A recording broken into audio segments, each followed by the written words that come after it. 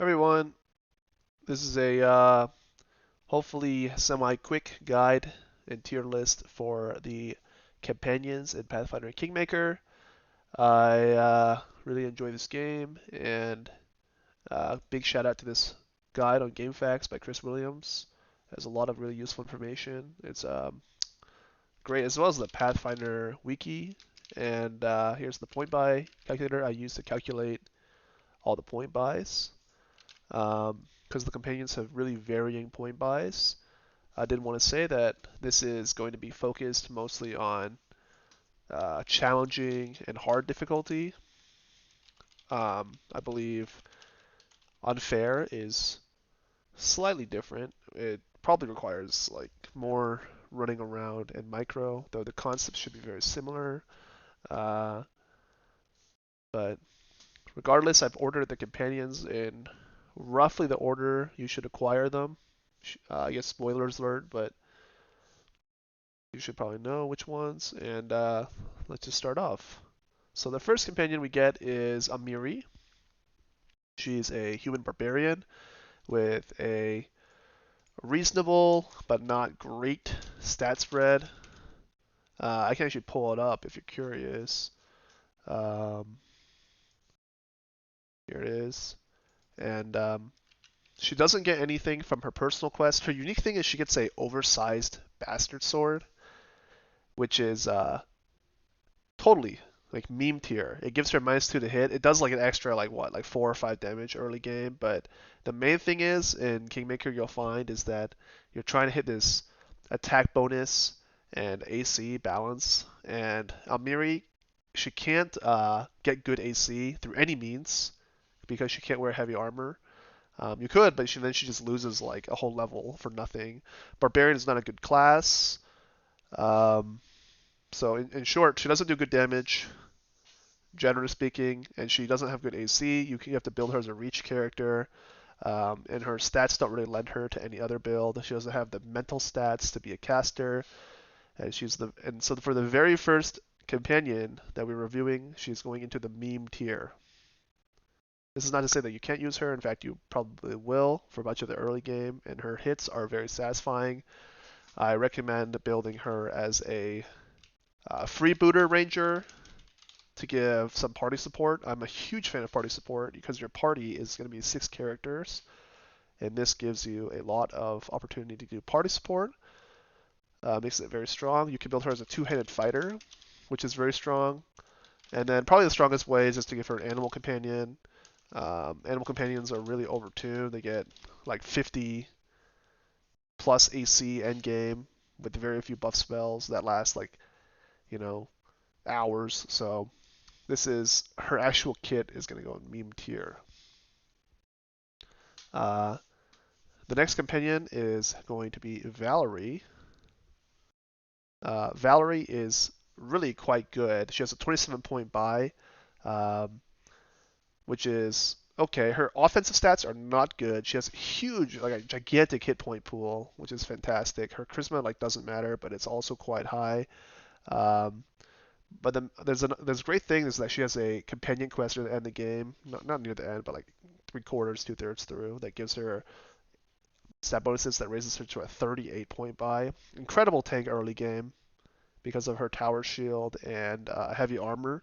Can easily hit like 27 AC just a few levels in, even higher if you fight defensively. If you go crane style, which I don't think is necessary for challenging and hard, but can get even higher AC. She's lawful, which means you can go, uh, you know, monk or scaled fist levels on her, which to raise her AC even further. Though that is a lot weaker until like probably halfway through the game. Um, but yeah, a lot of the frontliners are going to go into A tier because on challenging and hard, you just want high AC frontliners. The AI in the Owlcat games are not good at all. They will attack the first enemy they see most of the time. And if you just put Valerie up front in heavy armor and a tower shield with like 30 AC, she will soak everything long enough for you to kill them all really easily. All of them will clump around her, just throw out all your grease, your glitter dust. It's just really strong, and she's going to go into strong. There's a lot of builds you can do with her because her stats are fantastic. I will show you in just a second. Where is she? It's alphabetical, right? Oh, jeez. It's like all the way down here. Yeah, her stats don't look impressive here, but she gets a boost later on. You can build her in like a variety of ways. Some of the common ways you can go fighter 20, which is totally reasonable, though I don't think she's very good as a fighter 20. You can go a bard build. Later on, there is a There is a armor piece that you can wear that gives her reasonably high AC. You can give her a reach weapon. She can sing and with lingering performance, and apply a +2 song or +3 song to the whole party, or do Dirge of Doom, which is incredibly strong with shadow defenses. Letting you attack flat-footed. It's basically auto win against everything except for the undead chapter. Extremely strong, really really good, and carry your early game. Very functional later on. She's not a full caster, so she's probably not going into S tier, but I can't imagine playing the early game without Valerie. Linzi. Linzi is tough because she might go between A or B. As a bard, she's fantastic.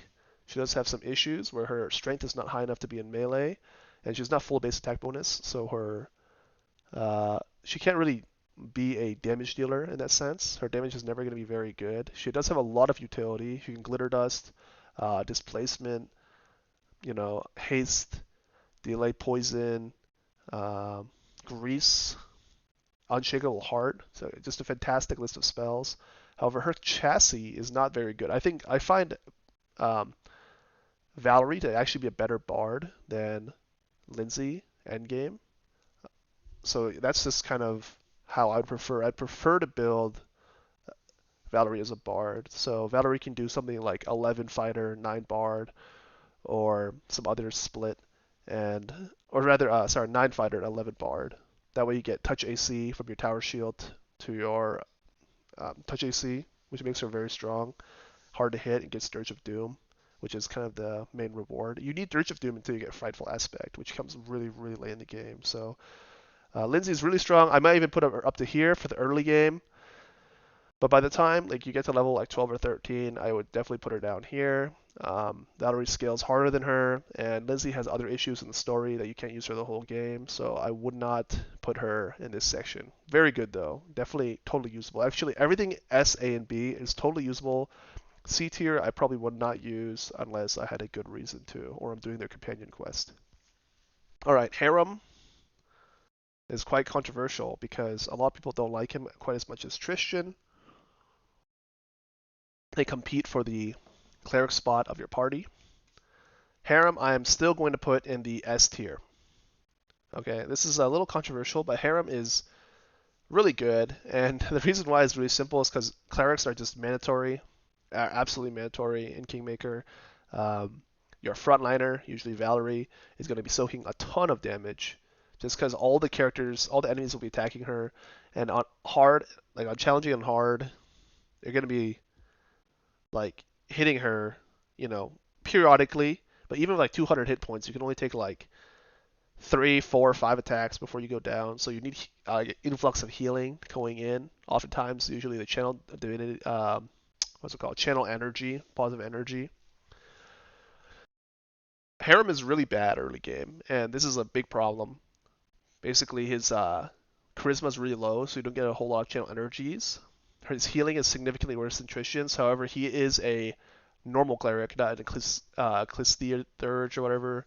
Oh my gosh, a Clistheurge, where you can't wear armor and you can't use weapons. So Harrim actually achieves fantastic AC later in the game. It's like 50 to 60, maybe even 60 plus, and through the use of like spells like Eagle Soul, what's it called? Righteous Wrath or whatever.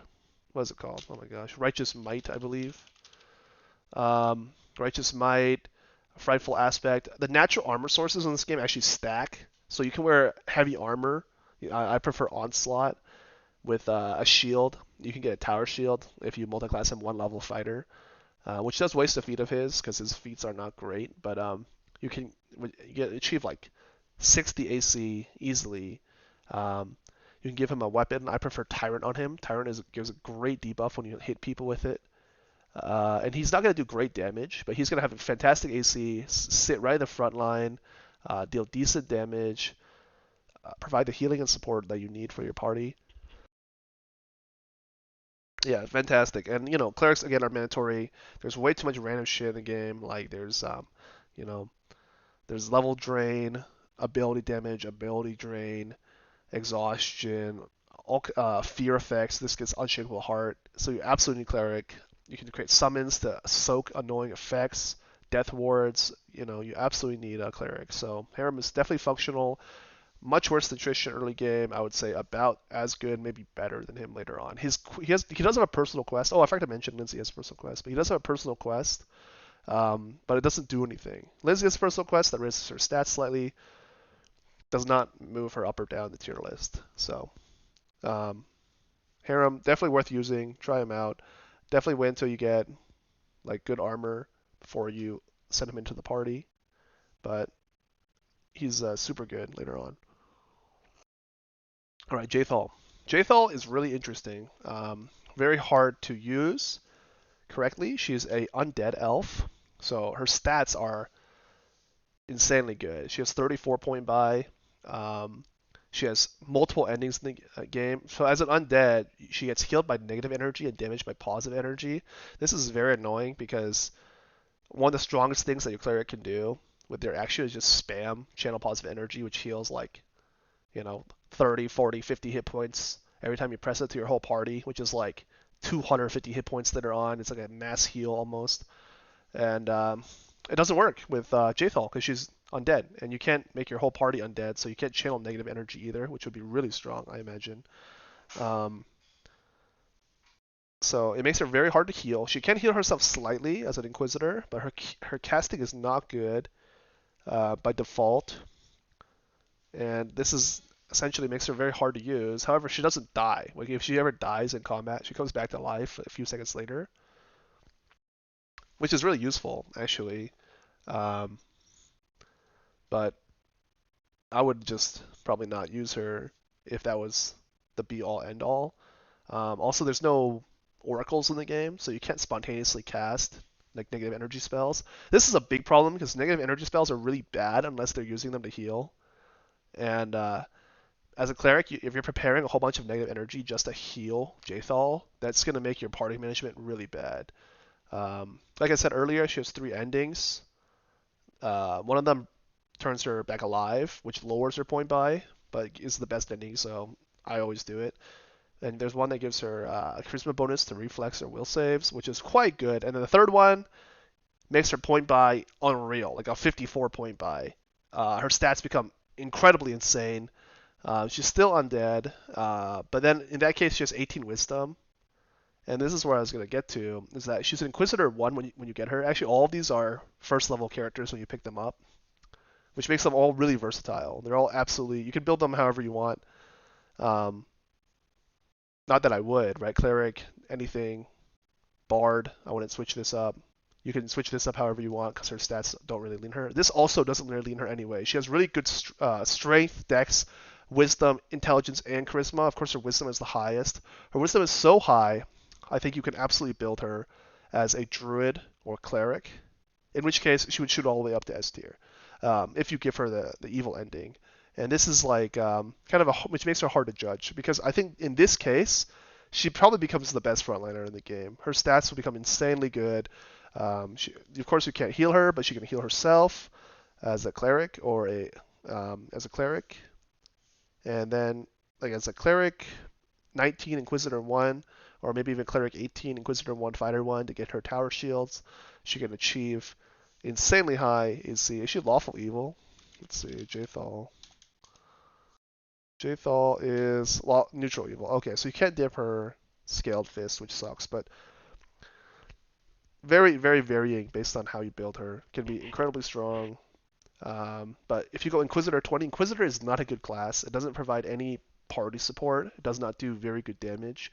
You do get Metal, which is a really good class feature, like level 12, that lets you take no damage when you succeed fortitude will saves, which is good, but it also leans more to like a tank build. So I'm sure there's some good builds for Jaethal out there. I just haven't seen any of them. That's just why I put her in the B tier. Totally usable, requires a lot more micromanagement. I would not use her ordinarily. I would definitely rank Linzi above Jaethal. Next, we have Octavia. If you've played this game at all, then you'll know Octavia is absolutely S tier. This is the reason being is because she is the only full caster for arcane spells in the entire game. You're required to use her because the game without haste, without grease, without glitter dust, without legendary proportions, without enlarged person. I'm trying to think. There's so many spells. Like you're casting, what's it called? Sirocco or Socorro? Sirocco. Um, Thunderbolts, whatever they're called. Mass Icy Prison. You can even cast Weird, Phantasmal Killer, Slow, Web. I mean, there's so many absolutely mandatory arcane spells in this game, and she is the only one in the entire list to be able to cast these spells without making your build horrible. Harrim cannot do it. Jaethal could, but it's going to be bad. You can make Valerie a sorcerer if you really wanted to, but she's really good as a frontliner, so I don't know if I would do that either. I would absolutely need Octavia in the party unless your main character is an arcane caster. If your main character is an arcane caster, then you can actually skip her, but she's still very good. Her subclass is not good, but you can build her as a robe user to cast Hellfire Rays that are going to instantly kill like weaker enemies like Wild Scout late game. It like automatically empowers or maximizes the spell or something, and along with sneak attack, this will instantly kill enemies that are annoying. Incredibly good. Her Constitution is 8, so her HP is like 50. I would use Gear's Rule or whatever that item is called to give her immunity to exhaustion, so you don't have to stop every like 5 hours to rest. But regardless, because she is the only arcane caster in the whole game, I would think every single party needs her unless your main character is an arcane caster. Linzi cannot fill this role. Her stats are not high enough. Well, maybe she could. What is Linzi's charisma? Well, yeah, Linzi was 16 charisma. You could maybe make Linzi like a Sylvan Sorcerer. Go 19 Sylvan Sorcerer. This would bring this up here. That would make Linzi really strong. I would, however, say Octavia is absolutely necessary, and if you don't use her, then you have to promote someone else into a weird sort of hybrid caster build because you need those high level spells. They make the game so much easier. Your party gets so much stronger. If you have your whole party hasted, whole party enlarged, you can buff up your animal companions. It's super absolutely necessary.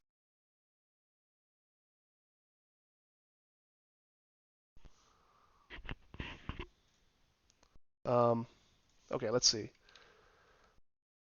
The next character I would go with is Regongar. They come together. Oh, sorry, I forgot to mention Octavia. Her point buy is 25. She gets a quest later on that raises her stats slightly. If you do the bad ending, quote unquote. Let's see, elf. This is like 10, 15. Constitution's horrible. It's 10, right? It's 10. Jesus. And then 17 intelligence. And wisdom, 14 charisma. Yeah, it's 25 point buy. It can go up to 31 point buy if you do a bad ending for her. I don't recommend it because all it does is raise her dex by 2 and give her an extra dive sneak attack. If you're absolutely like a min-maxer, you have to do the strongest possible build, then you can do it, but I don't think it's necessary. Right. Still S tier. And she starts as a wizard 1 and a rogue 1. And you don't need more rogue levels, right? Like you can go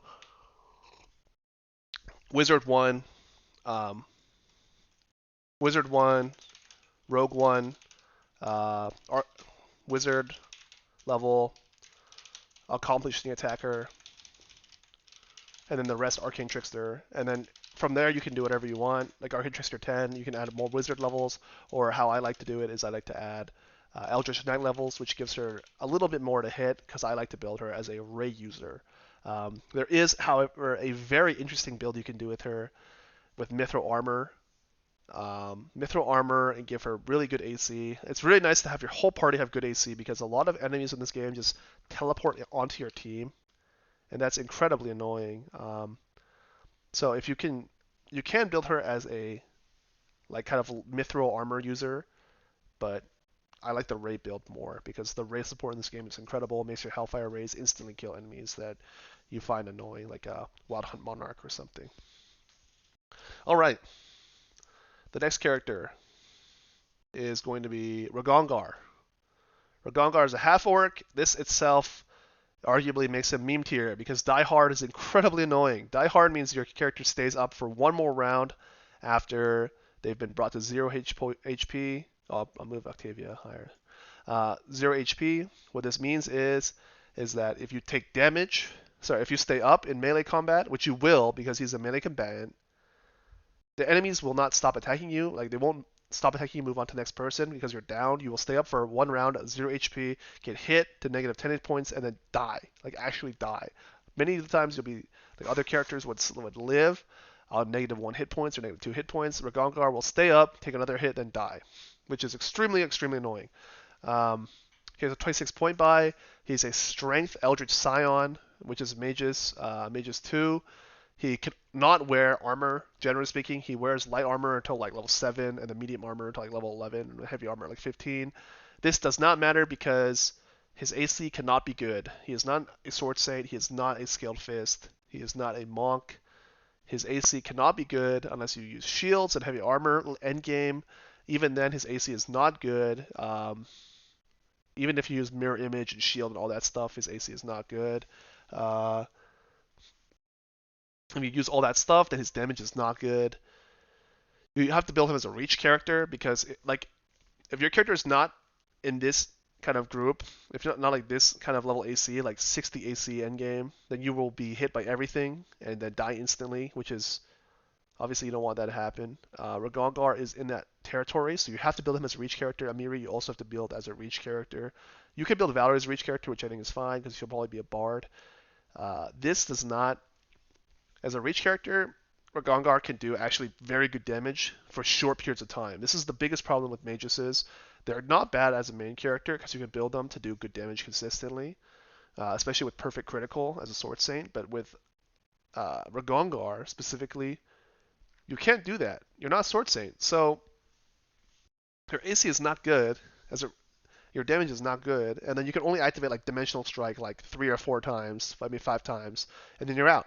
So yeah, you can 5-round a boss, and Regongar is definitely a good boss killer, but this game is not about killing bosses. Most of the time it's about killing many semi-difficult mobs, especially like in Jaethal Vanishing and the Sound of a Thousand Screams, the last arc.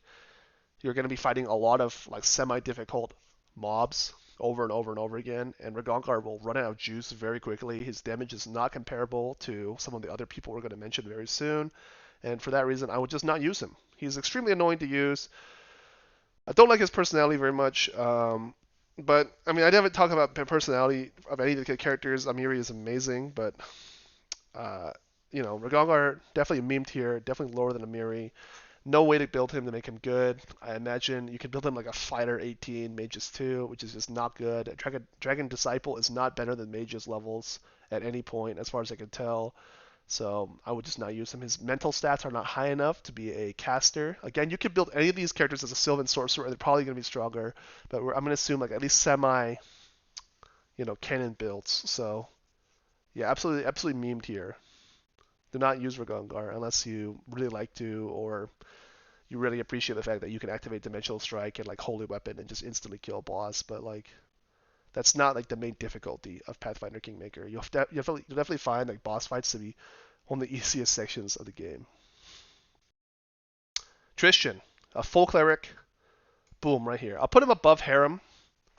I would put them fairly equivalent. Tristian is slightly better than Harrim for most of the game. He does have a 20-point buy. However, he can go to a 33-point buy. He has 2 good endings. They're about the same. The main thing that's different is, first of all, he starts out as Cleric 3. He's a human, I believe, at least on his stat sheet. And his two endings, he either raises his stats, making his point buy very fantastic, or you get this ability to enter like a form that maximizes all of his fire and healing spells. Um, he has two reasonably good domains, good in healing, which is two more than Harrim has. I forgot to mention Harrim's domains are really, really bad. They don't give anything useful. I forgot to say, Linzi can dispel magic. Octavia has two banned schools. Yes, the only uh, what's it call it? The only wizard you get in the entire game has two banned schools, Necromancy and Abjuration. This is extremely, extremely annoying because Abjuration has a lot of fantastic spells like Greater Dispel Magic. Mass Stone Skin is here as well, which is absolutely strong and provides a ton of party support. So the fact that she can't cast like False Life on herself, all kinds of good spells, makes her really, really like horrible for a wizard, and why Sylvan Sorcerer would be a million times stronger. But unfortunately, non-option. You have to use her as is, so she stays right here as a S tier caster. So back to Tristian. He has insane healing. Like if you build him with the, there's nothing else for him to do, right? Because he's an Ecclesiarch or whatever. Uh, Ecclesiarch. He can't do anything else. Like his damage will never be good. Save or save or suck, save take damage spells and Pathfinder Kingmaker are extremely dysfunctional. They don't do anything. I mean, they work, but they just don't do any damage because your damage is going to come from characters that are going to come up very soon. Um, like I guess uh, Valerie does decent damage, but this like each of these swings are going to do like 30 damage or like 35 damage. A single flame strike is going to do like 30 damage. So the fact that you can do this like 4 times per round and you can only do this, you can hit like 4 targets with this, but having one target dead from 4 strikes is way better than having 3 targets at like 75% HP. This is just not very good. The damage that you deal. What Tristian is good at is you can empower his spells automatically. He can maximize his spells automatically, and you're going to take all the extra channels you can after you take extend spell and maybe like spell specialization to make some of your DCs higher. And all you're gonna do is just spam channel energy, positive energy, and heal the hell out of your team. You're gonna heal your team. You're gonna heal your team. You're gonna heal your team. Mass heal. What's it call it? Cure light wounds mass. Cure moderate wounds mass. Your whole party's gonna be healing like 40 HP per turn, 50 HP, 100 HP. This is extremely strong. The only reason why he's here and Harrim is also here is because Tristian cannot do anything else. He can't wear armor. He can't use weapons. All he can do is heal. I think the utility of Harrim lowering AC and semi-tanking, like off-tanking later on, is more useful. Um, but Tristian is much better early game. His extremely high charisma, it's like 16, lets him just spam healing, and your whole party will be topped off all the time when you have Tristian in your party. So extremely good. Again, any cleric would be S tier, absolutely mandatory. And yeah, Tristian goes right in this slot, right up here in S tier. And then the next companion you probably get is at level 5. These characters are level 5 when you get them. Kalikke and Kanerah. I would want to say Kalikke is S tier, but she's not a full caster, and you don't actually need to have her. So I will put her in the A tier. Kalikke is a kineticist, and I'll put them next to each other for now. They're kineticists. Kineticists are extremely broken. They do like 20 to 40 d6 damage per round. Probably 40 d6 is closer. They do like insane damage. You put down a deadly earth, a cloud, a wall, and these all stack. They all do like 100 DPR, 300 DPR. Might not be like a lot to bosses. You can achieve higher with like Trip Vivisectionist or Sword Saint or Monk builds, but this is like the best crowd clearing in the game by far. By far. Like, when you throw it on a cloud, it kills all the ghosts instantly because it doesn't do physical damage. Kineticists are extremely strong. They are so strong that I had to learn how to use the hold command, which is I think you press H or S on your whole party so they don't move, because your whole party, if they walk into it, they will instantly die when you throw it on a cloud. And it's extremely, extremely strong. Great control as well because it trips. You can do pushing. You can do blade whirlwinds. There's a whole bunch of stuff you can do. Not only that, but Kalikke who has 27 point buy. I think Kanerah's 30 point buy. She's water when you start off. Water gives you Shroud of Water, which means your AC can also hit like incredibly high numbers, like 40 plus, making you not die instantly, which is another plus. Damage is extremely good. You can attack from out of combat, set up, do a full channel, maximize and power Deadly Earth, and just instantly kill like entire encounter. And then you have to wait like a minute for it to clear because it just does that. So, and boss fights, you throw it right under them, they die instantly, or they die in like 3 rounds.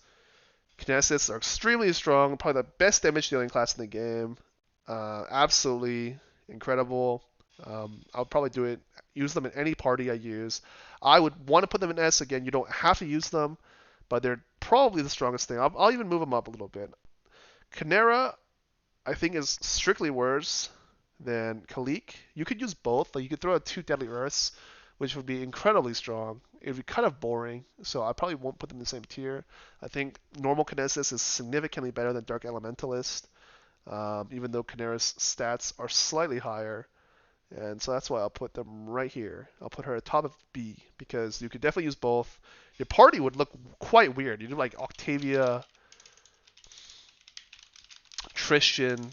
I like having a bard, so let's just say Valerie, MC, and then 2 Kinesists. You could definitely do that and just throw them both down, throw all your AoEs down, and do like 600 DPR, and everything will explode on the screen instantly. It's really, really strong.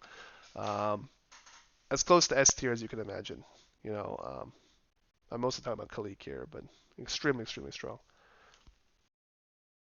Jubilost.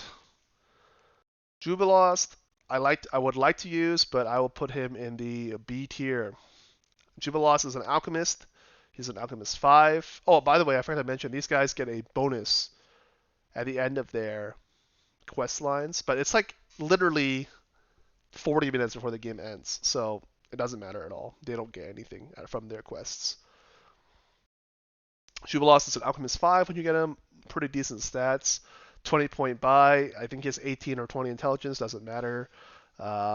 He does get a quest with where he gets like lore or first world connection when he dies. He comes back, which is somewhat helpful but not great. Jubilost. I guess more. He's just a bog standard alchemist. There's not a whole lot to say about him. What do alchemists get? Alchemists get some very, very interesting and useful things, right? They get echolocation. Echolocation. This is really good. Lets you bypass blindness and other mischances. So later on, there's like a lot of enemies that have mischances, like displacement. You can just skip those straight away with echolocation, which is normally a personal only spell. So alchemists can infuse personal only spells onto other targets. You can get shield on other people, which is really useful because anyone that's not using a shield will get like 4 AC. Quite nice. Bark skin, legendary proportions. Lots of kind of neat / useful utility spells. The only problem is you already have someone to cast arcane spells. You have Octavia. Octavia's going to do everything, almost everything. Most of the things that Jubilost is going to do, but earlier and more often and better. So I don't see why I would use Jubilost, generally speaking. So basically unique bonuses is you get echolocation and you get shield. That's pretty much it. You got like thorn body as well, which like doesn't matter. Alchemist damage is generally speaking not very good. However, some of you might be thinking to yourself, wait, hold on, don't alchemists have bombs? Alchemists do have bombs, and they do incredible damage, but you only get like 20 of them. So like I said, the hardest part of the game is the mob clearing. Mob clearing is the hardest part of the game, in my opinion, not the boss fights. In certain boss fights, Jubilost can throw like 5 bombs per round with fast bombs and just obliterate a boss.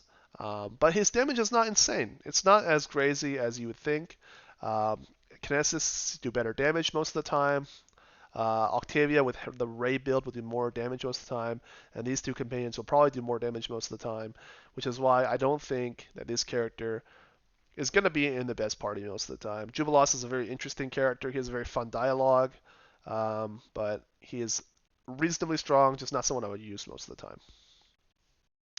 Finally, or not finally, I also have Ekundayo. Ekundayo is A tier, and I would even put him above Valerie because Ekundayo is is a pet class, and pets are way too broken in this game. He's a 31 point buy, giving him strength, dexterity, and constitution that are reasonable. His dexterity is very high.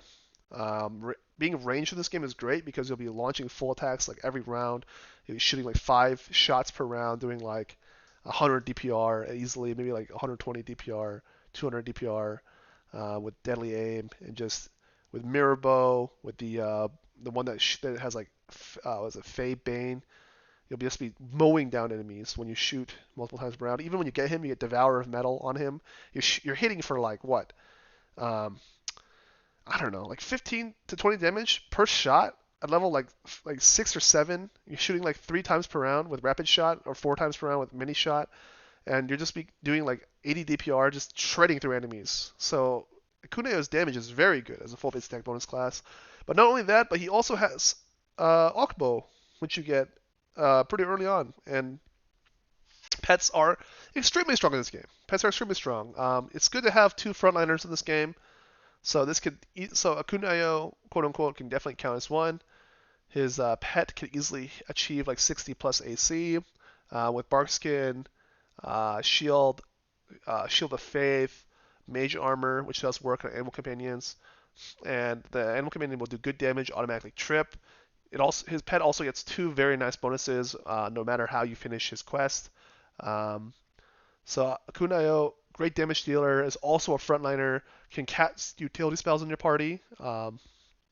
Surprisingly, he can cast like Barkskins and a couple other spells, which are kind of I'm not thinking about right now, but very strong.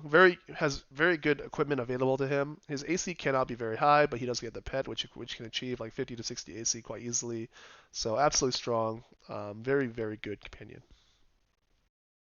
And finally, I have Nok-Nok, which I will put at the bottom of A tier. Nok-Nok is really strange character. He has 21 point buy, but he, however, has a unique race goblin, which gives +4 dexterity. He can achieve an extremely high dexterity. He starts with 22. His dexterity is extremely high. His damage is extremely high. His AC is extremely high. He's incredibly min-maxed. His stat spread because you add dex to damage and AC and to hit for Knife Masters. He's a dual wielding. His damage is great. His to hit is great. His AC can be fantastic. The only thing that's strange about Nok-Nok, if you think about it, is as a rogue, he wants to be a frontliner. Because he's small, you cannot enlarge him to give him good reach, so you can't fight behind the front line. So you absolutely must make him a frontliner. As a frontliner that's reduced, his damage will still be good against most enemies that are not immune to criticals. So not criticals, that are not immune to sneak attack. His AC will be incredible, but you do have to shrink him and send him into the front line where he will be your party's frontliner. So this is quite weird, but Nok-Nok is a very functional frontliner, unconventional frontliner, but very strong regardless. Can probably hit the highest AC in the entire game, except for maybe Harrim that's fully buffed. But and he's an absolute shredding machine in terms of damage. And I guess enemies that are flanked or being attacked by 2 people, he will sneak attack the hell out of them. He can attack many times per round. His damage is fantastic. So, and he's kind of a funny guy. So, yeah, this is the whole tier list. Let me know if you agree or disagree, and give me some feedback. And then this is again for challenging and hard difficulty, and if you have a it might be if I'm not talking about their personalities at all. You might like some commands over others. I'm just talking about how strong they are and how usable they are in combat. And Nok-Nok, by the way, doesn't get anything from this quest, which sucks. He should definitely get something. That'd be very funny if he did, but that's it.